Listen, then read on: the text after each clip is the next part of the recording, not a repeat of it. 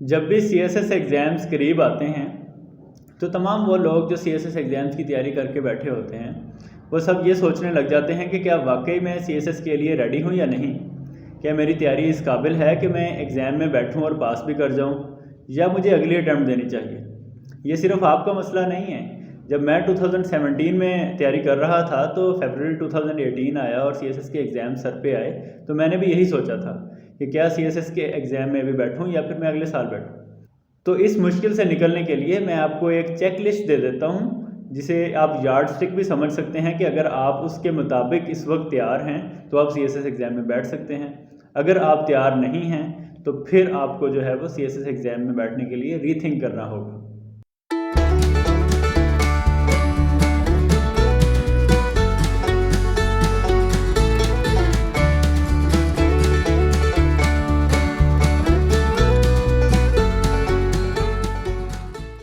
बाकायदा तौर पे आपको पैरामीटर देने से पहले कि जिसके देखकर आप ये फ़ैसला करेंगे कि आप सीएसएस एग्ज़ाम में बैठने के काबिल हैं या नहीं हैं, मैं वैसे कुछ बातें करना चाहता हूँ और वो है सीएसएस की अटैम्प्ट्स के बारे में।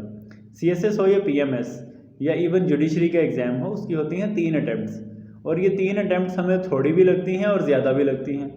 थोड़ी तब लगती हैं जब हमारी थोड़ी अटैम्प्ट्स रह गई होती हैं, मसलन हमने 2 दे दी हैं और तीसरी रह गई है, और ज़्यादा तब लगती हैं जब अभी हमने एग्ज़ाम देना होता है पहली अटैम्प्ट का। तो ये चीज़ आप लोगों को बहुत ज़्यादा कंफ्यूज करेगी और आप लोग इस बात में परेशान हो जाएंगे कि क्या मुझे फ़र्स्ट अटैम्प्ट अभी देनी चाहिए या 1 साल बाद देनी चाहिए। और अगर आपकी थर्ड अटैम्प्ट है तो आप और ज़्यादा परेशान होंगे कि क्या मैं मज़ीद तैयारी करके दूँ, कहीं अटैम्प्ट ख़त्म ना हो जाए, या फिर मुझे अभी देनी चाहिए। तो ये चीज़ें जो हैं ये साथ साथ चलती रहती हैं जब आप तैयारी कर रहे होते हैं, और आपको कुछ चीज़ों के बारे में श्योर होना चाहिए कि अगर ये वाली चीज़ें मेरी तैयार हैं तो फिर मैं इस अटैम्प्ट में बैठ सकता हूँ। जब सीएसएस एग्ज़ाम से 2 माह रह जाएं, 2 मंथ्स रह जाएं, तो सबसे पहला चेक पॉइंट जो आपको लगाना है अपनी तैयारी के ऊपर, वो ये लगाना है कि क्या आपने अपना कोर्स कम से कम एक बार कवर कर लिया है या नहीं। अगर तो आपको लगता है कि आपने सारा कोर्स कवर कर लिया है और उसके नोट्स बना लिए हैं और अब सिर्फ रिवीजन करनी है, तो तब आप ये समझ सकते हैं कि आप इस सीएसएस एग्ज़ाम की अटैम्प्ट में बैठने के काबिल हैं।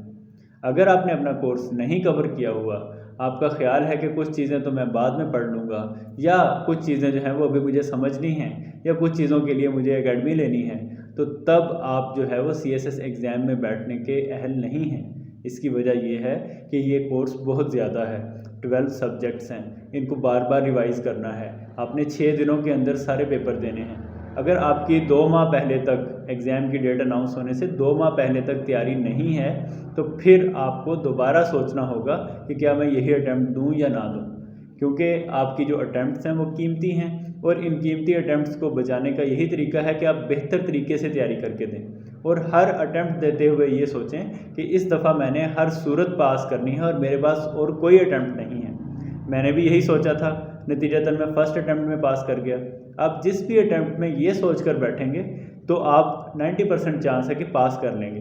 लेकिन जब आप ये सोचेंगे कि ये तो ट्राई बॉल है, ये तो मैं वैसे दे देता हूँ, अगले साल फिर दे दूँगा, तब मसला होता है और फिर आपको जो है वो दोबारा से तैयारी करनी पड़ती है।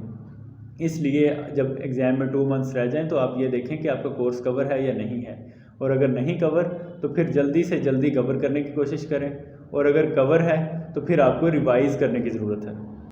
अच्छा, यहाँ एक और अहम बात आ जाती है कि कोर्स कवर करने का ये मतलब नहीं कि आपने एक एक बार सारी किताबें पढ़ ली हैं। आपने सिर्फ पढ़ा है, आपने याद नहीं किया। आपको याद करना होगा और उसके नोट्स बनाने होंगे ताकि आखिरी रात आप जाकर पढ़ सकें। अगर आपने नोट्स मेकिंग पर मेरी वीडियो नहीं देखी तो इसका लिंक आपको ऊपर नज़र आ रहा होगा, आप वो वीडियो भी देख सकते हैं ताकि आपको पता चले कि नोट्स बेहतर तरीके से कैसे बनाते हैं, और शॉर्ट नोट्स बनाने चाहिए या लॉन्ग नोट्स बनाने चाहिए। अगर आपके एग्ज़ाम होने में 6 माह रहते हैं या साल रहता है, या आप प्लानिंग स्टार्ट कर रहे हैं, तो आपने अपना टाइम टेबल, अपना शेड्यूल इस तरीके से बनाना है कि एग्ज़ाम से कम 2-3 माह पहले तक आपका सारा कोर्स आपको याद हो चुका हो, आपने उसके नोट्स बना लिए हों। अब याद करने का ये मतलब नहीं कि हर वक्त जब आपसे कहें तो आप सुनाने लग जाएं, सिर्फ ये हो कि आप थोड़ी सी नज़र दौड़ाएं अपने कोर्स के ऊपर और आप फ़ौरन उसके बारे में जवाब दे दें या उसके बारे में आपकी कोई ओपिनियन हो। और सीएसएस का कोर्स तो होता भी इस तरह का है कि आम रोज़मर्रा ज़िंदगी के बहुत सारे इश्यूज़ होते हैं जो उस कोर्स में कवर हो रहे होते हैं। करंट अफेयर्स होता है, पाक अफेयर्स होता है, इस्लामियात होता है, इंग्लिश ऐसे होता है, ये ऐसी चीज़ें होती हैं जो आपको रट्टा लगाकर याद अक्सर नहीं करनी होती, आपने बचपन से पढ़ी होती हैं, सिर्फ आपने उनको एक बार अच्छे तरीके से देखना होता है, एनालाइज करना होता है और अपनी थॉट बनानी होती है, अपनी ओपिनियन बनानी होती है और क्रिटिकली चीज़ों को वैल्यूएट करना होता है। तो अक्सर लोग ये पूछते हैं कि सर पढ़ना तो हमें आता है, लिखना भी आता है, लेकिन क्रिटिकली एवेल्यूएट नहीं करना आता है कि मैं अपनी ओपिनियन कैसे बनाऊं और किसी चीज़ के बारे में उसके प्रोज और कॉन्स कैसे सोचूं। अगर आपको इस चीज़ में इशू होता है तो उसके लिए भी मैं एक वीडियो बना चुका हूं, हाउ टू थिंक क्रिटिकली। तो अगर आप वो वीडियो देखना चाहते हैं तो उसका लिंक भी आपको ऊपर नज़र आ रहा है और वो आपको हेल्प करेगा कि किस तरीके से आप अपने सारे बाकी कैंडिडेट्स को आउट स्मार्ट कर सकते हैं, आउटविट कर सकते हैं और अच्छे तरीके के साथ सीएसएस में अच्छे नंबर लेकर अच्छी मेरिट पोजीशन ले सकते हैं, which ultimately results into your better service group. तीसरी चीज़ ये आ जाती है कि अच्छा अगर हमने सारी चीज़ें देख ली हैं, नोट्स बना लिए हैं, तो हम रिवीजन कैसे करें।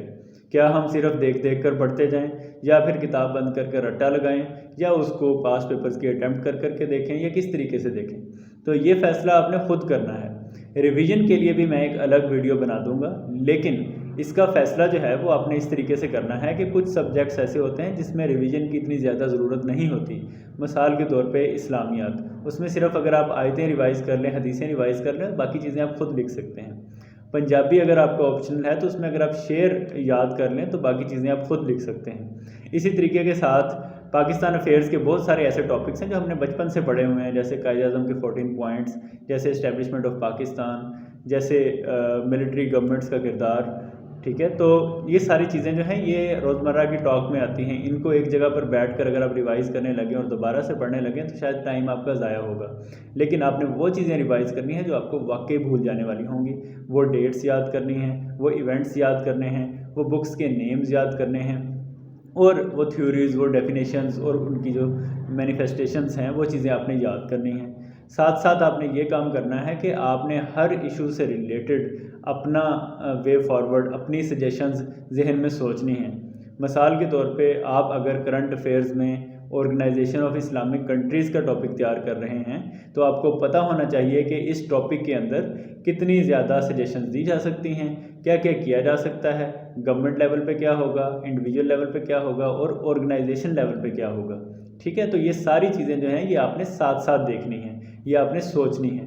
ये नहीं है कि जो किसी बुक में लिखा हुआ है या आपने अपने नोट्स में लिख लिया है बस उसे रट्टा लगा लेना है, नहीं, बल्कि आपने ये सोचना है कि सवाल किस तरह का आएगा और मैं जवाब क्या दूंगा, मेरी ओपिनियन क्या होगी, मुझसे मेरी क्रिटिकल थिंकिंग के बारे में पूछा जाएगा। तो अगेन आपको क्रिटिकल थिंकिंग भी बेहतर करनी होगी, आपको अपने वे फॉरवर्ड, अपने सोल्यूशन भी बनाने होंगे और उसके साथ साथ आपको डेटा, फैक्ट्स, बैकग्राउंड भी याद करना होगा।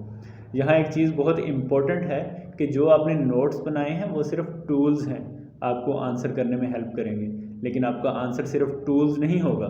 मिसाल के तौर पे अगर आपने घर बनाना हो तो आपके बहुत सारी चीज़ें टूल्स होती हैं, जैसे मैसनरी की चीज़ें हैं, जैसे कारपेंट्री की चीज़ें हैं, इलेक्ट्रिशियन की चीज़ें हैं। अगर आप उनको एक जगह पे जमा कर दें और कहें कि ये घर बन गया तो वो कभी नहीं बनता, उसको जोड़ना भी होता है, उसके अंदर आपने अपनी क्रिटिकल थिंकिंग भी करनी होती है, उसके अंदर आपने अपना प्लान भी बनाना होता है।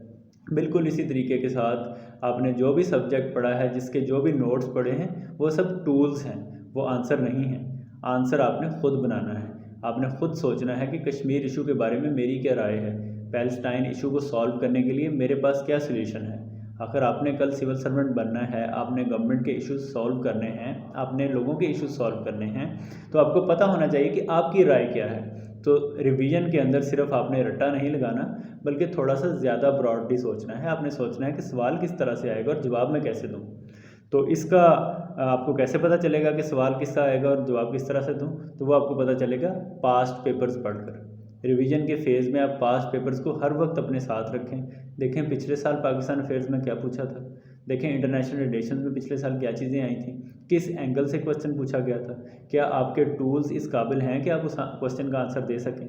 अगर आप पिछले 5-7 सालों के जवाब अच्छे तरीके से दे सकते हैं तो इसका मतलब है कि अगले साल का जवाब भी आपको तैयार है। लेकिन अगर ऐसा नहीं है फिर आपको परेशानी की ज़रूरत है, फिर आपको सोचने की ज़रूरत है कि क्रिटिकली थिंक कैसे करना है, नोट्स कैसे बनाने थे, कैसे बनाए हैं, और क्या सीएसएस अटैम्प्ट में वाकई बैठना चाहिए या नहीं। उसके बाद जो चीज़ इंपॉर्टेंट है वो है आपकी एररलेस इंग्लिश। आपको पता है कि सीएसएस ना सिर्फ नर्व्स का एग्ज़ाम है बल्कि इंग्लिश का भी एग्ज़ाम है। हर साल 95 to 97% लोग जो हैं वो इंग्लिश ऐसे में फ़ेल हो जाते हैं और बाकी सब्जेक्ट्स जो हैं, करंट अफेयर्स है, पाकिस्तान अफेयर्स है, उसमें भी तो आपने छोटे छोटे ऐसेज ही लिखने हैं। 20 नंबरों का ऐसे लिखना है सवाल के जवाब में। ऐसे के पेपर में आपने 100 मार्क्स का ऐसे लिखना है। तो अगर आपकी इंग्लिश एररलेस होगी तो फिर आप जो है वो बेहतर तरीके के साथ CSS एग्ज़ाम पास कर सकेंगे। और इंग्लिश को बेहतर कैसे बनाना है उसके लिए भी मैंने एक अलग से वीडियो बनाई हुई है, जिसका लिंक आपको आई बटन में नज़र आ रहा होगा। तो इंग्लिश को बेहतर करने के लिए ना तो आपको भारी भरकम वर्ड्स यूज़ करने की ज़रूरत है और ना ही आपको लंबे लंबे सेंटेंसेस यूज़ करने की ज़रूरत है। इंग्लिश आपकी इस तरह से बेहतर होगी कि आप शॉर्ट और क्रिस्प सेंटेंसेस बनाएं, जो एग्जामिनर पढ़े तो उसे काफ़ी मज़ा आए और वो कहे कि इसने तो बड़ी ज़बरदस्त बातें की हैं। और वो कैसे आएंगी? वो आपको आएंगी रीडिंग से। जब आप बुक रीडिंग करेंगे तो उसमें से आप फ्रेज़ देखते जाइए, कौन से अच्छे अच्छे फ्रेजेस हैं, अच्छे अच्छे वर्ड्स देखते जाइए, लेकिन वो वर्ड्स भारी भरकम ना हों। बहरहाल कंप्लीट डिटेल्स जो है वो तो मैंने ऑलरेडी लिंक में आपको शो किया हुआ है। अगर आप मज़ीद इसके बारे में जानना चाहते हैं तो लिंक आपको नज़र आ रहा होगा। अच्छा, CSS से पहले जब 2 माह रहते हैं तो फिर सारे पेपर तकरीबन सेट हो चुके होते हैं, बन चुके होते हैं। तो सवाल ये आता है कि सर करंट अफेयर्स का पेपर भी बन गया होगा, सपोज़ करें मई में एग्ज़ाम्स हैं तो मार्च में बन गया होगा, तो क्या अब हम करंट अफेयर्स पढ़ना बंद कर दें? तो जनाब बिल्कुल भी नहीं। करंट अफेयर के पेपर में जो भी बना होगा, जो भी पूछा होगा, वो उन्हीं इशू में से होगा जो अभी तक चल रहे हैं। मिसाल के तौर पे रशिया और यूक्रेन का इशू जो है वो 24 फरवरी से स्टार्ट हुआ है, ठीक है। US पाकिस्तान के रिलेशंस शुरू से हैं, चाइना के साथ पाकिस्तान के रिलेशंस शुरू से हैं।